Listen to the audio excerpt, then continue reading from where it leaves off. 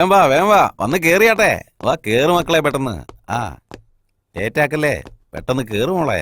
ആ കേറ് മോളെ.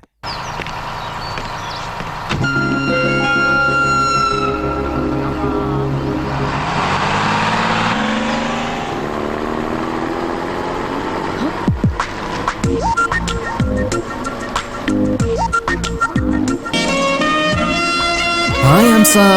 Hi, uncle. How are you? I'm fine, uncle. Dibu, അവൻ നിന്നോടാ പറയുന്നേ. Thanks. എനിക്ക് ട്രീറ്റ്മെന്റ് തന്നതിന് സംഭവം കൊള്ളാം. എന്റെ കൈ ഇപ്പോ സൂപ്പറായി. അതിനു വേണ്ടി ഞാൻ വീണ്ടും ട്രീറ്റ്മെന്റ് ചെയ്യില്ലെന്ന് അങ്ങോട്ട് പറ ടൈഗർ. ഹലോ, ഞാനും ഇടയ്ക്കിടയ്ക്കൊന്നും വീഴത്തില്ലെന്ന് പറഞ്ഞു കൊടുക്ക tiger. Excuse me. Yeah. You go ahead. Give the file. Sir. Hello. Hi dad. Hello Sony. Dad, meeting ഒക്കെ എങ്ങനെ ഉണ്ടായിരുന്നു? ഫാന്റാസ്റ്റിക്. അമ്മയുടെ കാര്യത്തിന് ഒരു ദിവസം എസ്റ്റേറ്റിൽ പോയവൻ അവിടെ സെറ്റിലായ പോലെ ഉണ്ടല്ലോ. എന്താ വിശേഷം? അത് ഡാഡ്. ഏയ്, any exciting news? Yes dad, I am in love. Wow. Dad, ഏയ്, ഒന്നുമില്ല. എന്താ ഇപ്പൊ പറഞ്ഞേ? ഒന്നുകൂടി പറഞ്ഞേ. Dad, I am in love. എനിക്കിത് വിശ്വസിക്കാനേ പറ്റുന്നില്ല. എന്തായാലും നിന്റെ കാര്യത്തിൽ ഇത് ഒരുപാട് താമസിച്ചു പോയി. എന്തായാലും ഇപ്പോഴെങ്കിലും നിനക്ക് സ്നേഹിക്കണമെന്ന് തോന്നിയല്ലോ. Go ahead, man. Thank you dad, thank you. I am in love.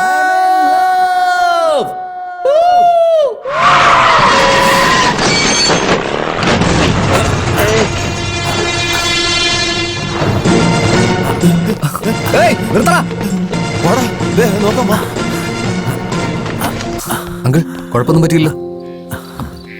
പതുക്കെ. പെട്ടെന്ന് ഇങ്ങോട്ടേക്ക് തിരിച്ചപ്പോ അവോയ്ഡ് ചെയ്യാൻ പറ്റിയില്ല. ആക്സിലേറ്റർ ഓട്ടുമ്പോ കണ്ണ എങ്ങോട്ടാ ഇവന്മാരുടെ പോകുന്നേ? സാർ, ഇവര് വന്ന സ്പീഡിന് സാറ് രക്ഷപ്പെട്ടന്നെ വലിയ കാര്യം. ആ അതുപോട്ടെ, സാറിന് വണ്ടി എവിടെയുള്ള? വണ്ടി ഞാൻ നോക്കിക്കോളാം. വണ്ടി സാർ, ജസ്റ്റ് മിസ്സാ. നിങ്ങളിരിക്കുന്ന സ്ഥലത്ത് വണ്ടിയും വണ്ടി ഇരിക്കുന്ന സ്ഥലത്ത് നിങ്ങളും ആണെങ്കിൽ എന്തായിരുന്നു അവസ്ഥ? അങ്കിൾ, നന്നായിട്ട് വേദനയുണ്ടോ? നമുക്കൊന്ന് ഹോസ്പിറ്റലിൽ പോയാലോ?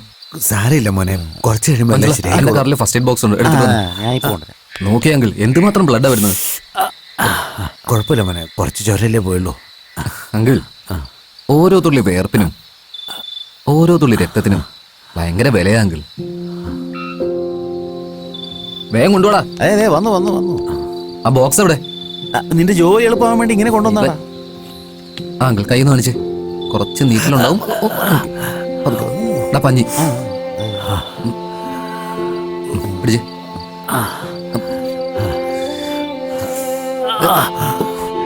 ബാൻഡേജ് എടുക്കടാ. അങ്കിൾ, വേർപ്പില് നമ്മുടെ കഷ്ടപ്പാടുണ്ടാവും. ആ രക്തത്തില് നമ്മളുടെ സ്നേഹം ഉണ്ടാവും. അങ്ങനെ ഒരുപാട് ആളുകൾ സ്നേഹിക്കുന്ന നമ്മുടെ രക്തത്തെ അങ്ങനെ വേസ്റ്റ് ആക്കാൻ പാടില്ലെങ്കിൽ. അങ്കിൾ, വെറും ബാൻഡേജ് മാത്രം ഇടുന്നോണ്ട് ഒന്നും വിഷമം വിചാരിക്കല്ലേ. വീട്ടിൽ ചെന്ന് നീറ്റ് ആയിട്ട് ഒന്ന് ഡ്രസ് ചെയ്താൽ മതി. ഓക്കെ? Thank you. അങ്കിൾ, വാ, ഞാൻ തന്നെ ഡ്രോപ്പ് ചെയ്യാം. നിങ്ങൾക്ക് ബുദ്ധിമുട്ടാവും. Thank you. ഓക്കെ, എന്നാ പതുക്കെ കഴിഞ്ഞിട്ട്. അങ്കിൾ, എനിക്ക് കുഴപ്പമൊന്നുമില്ല, ഞാൻ വേണേ ഡ്രോപ്പ് ചെയ്ത് തരാം. എന്തിനാ നിങ്ങൾ വീണ്ടും കഷ്ടപ്പെടുന്നേ? ഞാൻ പൊക്കോളാം. Thank you. അങ്കിൾ ശരിക്കും ഓക്കെ ആണല്ലോ? ഡോണ്ട് വറി അങ്കിൾ, നിങ്ങളുടെ വണ്ടി എന്തെങ്കിലും മിച്ചം ഉണ്ടെങ്കിൽ അത് അങ്ങനെ തന്നെ എടുത്തോണ്ട് പോയിട്ട് എന്റെ ഹോസ്പിറ്റലിൽ കൊണ്ടുപോയിട്ട് ട്രീറ്റ്മെന്റ് ചെയ്യാം. പിന്നെ വന്ന് ഡിസ്ചാർജ് ചെയ്ത് കൊണ്ടുപോയാൽ മതി. ആൾക്കൊരു വർക്ക്ഷോപ്പ് ഉണ്ടത്. Okay, thank U.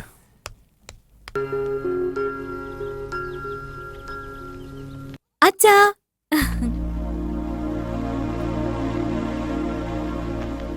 എന്തോ ചേച്ചാ? ഏയ് ഒന്നുമില്ല മോളെ, ചെറിയൊരു ആക്സിഡന്റ്. ആക്സിഡന്റോ? ഒന്നുമില്ല മോളെ. അതെ മോളെ, റോട്ടില് വരുന്ന വഴി ലോറിക്ക് വട്ടം ചാടിയത്. അത് അവോയ്ഡ് ചെയ്യുന്നതിന്റെ ഇടയില് ഇദ്ദേഹത്തിന് ഇങ്ങനെയായി. അവിടെ ഉണ്ടായിരുന്ന ഏതോ 2 പയ്യന്മാരാ നിന്റെ അച്ഛനെ സഹായിച്ചെ. സ്കൂട്ടറോ? സ്കൂട്ടർ അവിടെ അടുത്തുണ്ടായിരുന്ന ഒരു കുഴിയിലേക്ക് വീണു. അതെ മോളെ, പാവം. എന്നേക്കാ കൂടുതൽ അപകടം പറ്റിയത് അതിനാ. സഹായിക്കാൻ വന്നവരെന്നെ ഫസ്റ്റ് എയ്ഡ് തന്ന് പറഞ്ഞു വിട്ടു. സ്കൂട്ടർ വർക്ക്ഷോപ്പിലേക്ക് എടുത്തോണ്ട് പോയിട്ടുണ്ട്.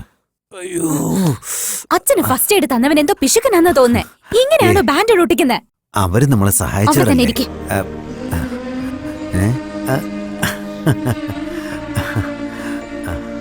ഏ, ഏ, ഏ, ഏ.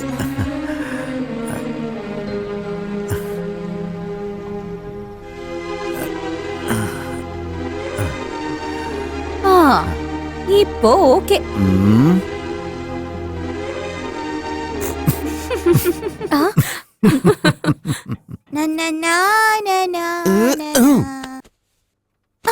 പുതിയ ഷർട്ടാ അതിൽ അഴുക്കാവും. ഏയ് ഞാൻ നിനക്ക് ശമ്പളം തരാതെ തന്നെ നീ ഈ ജാതി ഡ്രസ് ഇട്ടുകൊണ്ടാ വന്നോണ്ടിരിക്കുന്നത്. കൊടുത്തിരുന്നെങ്കിലേ ആ ഇതിലും വലിയ ഗ്യാരേജിന് ഓണറായിട്ടിരുന്നാനെ. ഡെയിലി കാറിൽ വന്ന് ഇറങ്ങിയാനെ. പുലി, നീ നിന്റെ മേലെ വെച്ചിരിക്കുന്ന വിശ്വാസം എനിക്ക് വളരെ ഇഷ്ടപ്പെട്ടു. ഒരുപക്ഷെ നീ വലിയ മുതലാളിയായ എനിക്ക് എന്ത് ജോലിയാടാ തരിക? നോക്കാനോ? നിങ്ങൾ ഇവിടുത്തെ ഓണർ അല്ലേ? എപ്പോഴും കൂടെ തന്നെ വെച്ചേനെ എന്നെ ക്ലീനറായിട്ട്. എടാ പീപ്പുകുറ്റി അടിച്ചു നിന്നെ. ദേ ഇങ്ങോട്ട് നോക്ക്. ദേ ഈ കാണുന്ന വണ്ടിയുടെ ഓണർ വരും. അവൻ വന്നാല് ഈ ബില്ല് അവന്റെ കൊടു. രണ്ട് ആ, ഒന്ന് വണ്ടി റിപ്പയർ ചെയ്തതിന്, മറ്റേന്ന് അവനെ നോക്കിക്കൊണ്ടിരുന്നതിന്. വന്ന ഉടനെ ഒരു ചെക്ക് തരും, അതുകൊണ്ട് പോയി ബാങ്കിൽ ഇടാൻ നോക്ക്. ചെക്കാ? ആ ക്യാഷ് കിട്ടുകയാണെങ്കിൽ ശമ്പളവും കൂടി എടുത്തിട്ട് നാട്ടിൽ പോയി ജോളിയായിട്ട് അടിച്ചു പൊളിക്കായിരുന്നു. ഈ മനുഷ്യന്റെ അടുത്ത് നിന്ന് എപ്പോഴാണോ ഒന്ന് രക്ഷപ്പെടുക? എടാ ഇങ്ങോട്ട് നോക്കിയേ, നിന്റെ ഭാവി ജീവിതം തന്നെ എന്റെ കയ്യിലുള്ള പണത്തിനെ കുറിച്ച് എന്നെ ചിന്തിച്ചുകൊണ്ടിരിക്കാണ്ട് പറയുന്ന ജോലി ചെയ്യാൻ നോക്ക്. നിന്റെ ലൈഫ് ഗ്രാൻഡ് ആയിട്ട് ഓപ്പൺ ചെയ്തു തരാം. അമൂൽ ബേബി പോലെ ഒരു പെണ്ണിനെ ഞാൻ നിനക്ക് കല്യാണം കഴിച്ചു തരാം.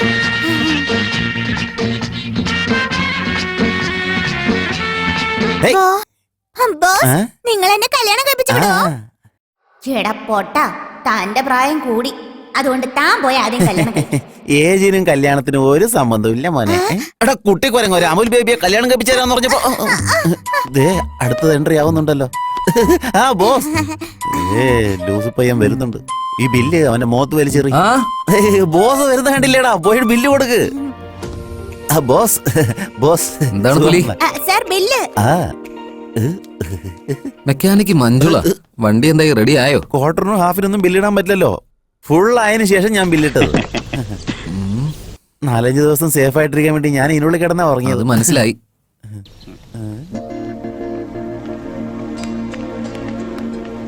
നമസ്കാരം അങ്കിൾ. നമസ്കാരം. സുഖമായിട്ടിരിക്കുന്നു? ചേട്ടാ.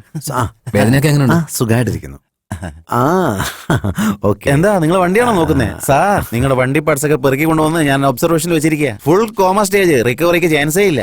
ആ വണ്ടിയില് വലിയ പ്രതീക്ഷ വെക്കാതിരിക്കുന്നതാ സാറിന് നല്ലത്. വണ്ടി കാണണമെന്നുണ്ടോ? ദേ നോക്ക്, അതാ സാറിന്റെ വണ്ടി.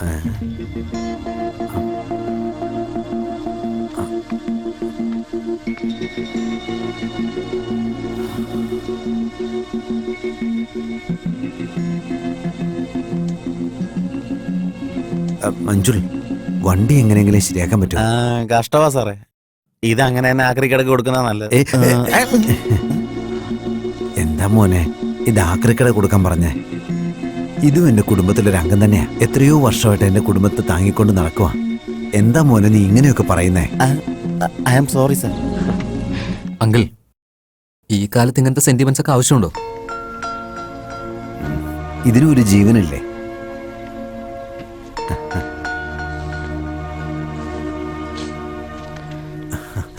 ദയവ് ചെയ്ത് എങ്ങനെയെങ്കിലും ഈ വണ്ടി ഒന്ന് ശരിയാക്കി തരണം പ്ലീസ്.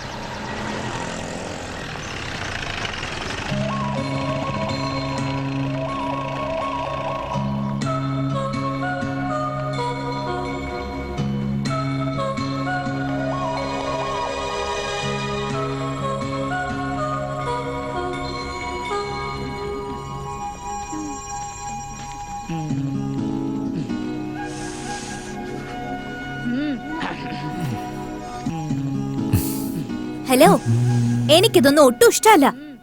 ഹലോ, നിന്നോടാ ഞാൻ സംസാരിക്കുന്നേ.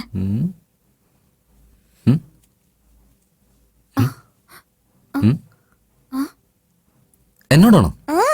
എന്തിനാ എന്റെ പുറകെ ഇങ്ങനെ നടക്കുന്നേ? അത് കൊള്ളാലോ. മുമ്പേ നടന്നു പോകുന്ന ഒരുത്തനെ വിളിച്ചിട്ട് പുറകെ നടക്കരുതെന്ന് പറയാണല്ലേ. തനിക്ക് തലയ്ക്ക് വേറെ കുഴപ്പമൊന്നുമില്ലല്ലോ അല്ലേ? പിന്നെന്താണെന്നറിയോ, ഈ റോഡ് ആയിക്കോട്ടെ, എന്റെ ലൈഫ് ആയിക്കോട്ടെ, ഒരാൾ മുമ്പേ നടന്നാ മറ്റൊരാൾ പുറകെ നടന്നല്ലേ പറ്റൂ. വലിയ സ്മാർട്ട് ആണെന്നൊന്നും വിചാരിക്കണ്ട. ഇത് കോളേജാ. അന്ന് ചെവി ഫ്രീ ആയിരുന്നോണ്ട് ഒരു പൂ വെച്ച് ഓടി വന്നാണല്ലോ പാവാണെന്ന് ഓർത്താ വെള്ളം തന്നെ. വീണപ്പോ പാവം തോന്നിയിട്ട് കയ്യില് മണ്ണ് വെച്ചേ എന്നും പറഞ്ഞ് ഇവിടം വരെ വരുവോ? അതും കോളേജിനകത്ത്.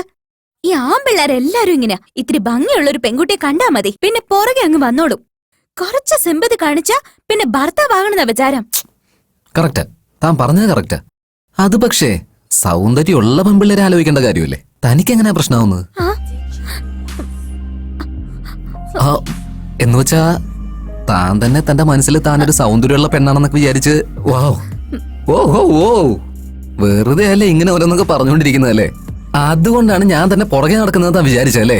ഓ മൈ ഗോഡ്. ആക്ച്വലി ഞാൻ ഈ കോളേജിലേക്ക് നല്ലൊരു പെൺകുട്ടിയെ ലൈൻ അടിക്കാന്ന് വിചാരിച്ചൊക്കെയാ വന്നത്. താൻ കൺഫ്യൂസ്ഡ് ആവുന്നുണ്ട് കേട്ടോ. അല്ല, താൻ തന്റെ മനസ്സില് സ്വയം ഒരു സുന്ദരിയാന്നൊക്കെ വിചാരിച്ച് ജീവിക്കായിരുന്നില്ലേ? എന്റെ മോളെ, വീട്ടിലെ കണ്ണാടി എന്ന് പറഞ്ഞൊരു സാധനം ഉണ്ടല്ലോ, ഇടയ്ക്കിടയ്ക്ക് അതൊക്കെ എടുത്ത് നോക്ക്. താൻ എങ്ങനെ ഇരിക്കുന്നറിയോ എനിക്ക്? അതായത് ഈ ബണ്ണുണ്ടല്ലോ, ബണ്ണ് അത് ഈ ഉണ്ടാക്കുന്നത് കണ്ടിട്ടില്ലേ?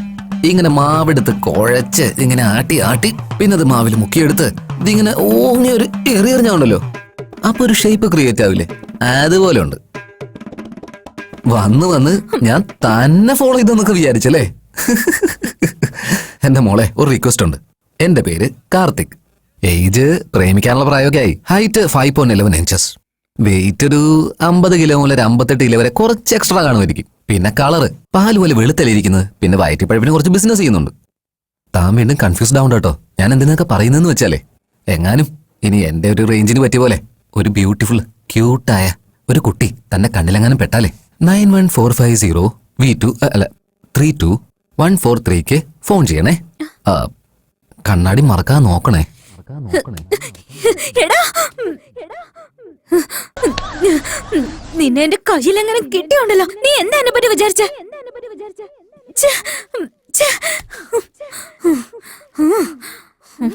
എന്താടാ, എന്നെ കാണാൻ എന്താ കൊള്ളില്ലേ? എന്റെ വീട്ടിൽ കണ്ണാടിയില്ലേ? ഞാനിവിടെ ഇത്രയും കിടന്ന് പറയുന്നു, കല്ല് പോലെ ഇരിക്കുകയാണല്ലോ.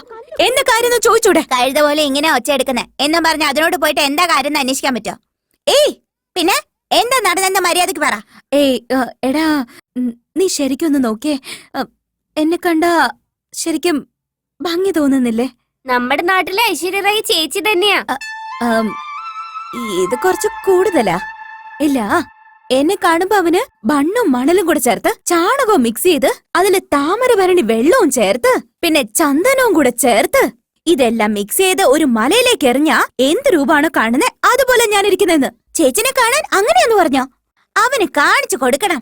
അവനുള്ളത് ഞാൻ വെച്ചിട്ടുണ്ട്. ചേച്ചി, ഇതുവരെയുള്ള എക്സാമിനൊക്കെ ചേച്ചി ഫെയിലാ. അതെന്താടി? അതെന്താന്നറിയോ ചേച്ചി? ചേച്ചിക്ക് ജനറൽ നോളജേ ഇല്ല.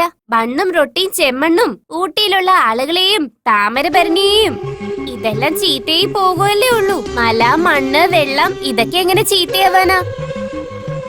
ചേച്ചി ഒരു പെണ്ണല്ലേ? പെൺകുട്ടികൾ എപ്പോഴും സുന്ദരികളായിരിക്കും. ചേച്ചിയുടെ സൗന്ദര്യത്തെ പറ്റിയല്ലേ അവൻ ഇങ്ങനെയൊക്കെ വർണ്ണിച്ചു പറഞ്ഞേ. അത് ചേച്ചി മനസ്സിലാക്കാതെ അയാളെ കുറ്റപ്പെടുത്തുന്ന എന്തിനാ? ചേച്ചിക്ക് അറിവില്ലാത്ത കാരണം ഞങ്ങൾ കറക്റ്റായിട്ട് പറഞ്ഞു തന്നില്ലേ. ഇതെങ്ങനെ അവൻ കേട്ടാലുണ്ടല്ലോ വലിയ പ്രശ്നം ഉണ്ടാക്കും.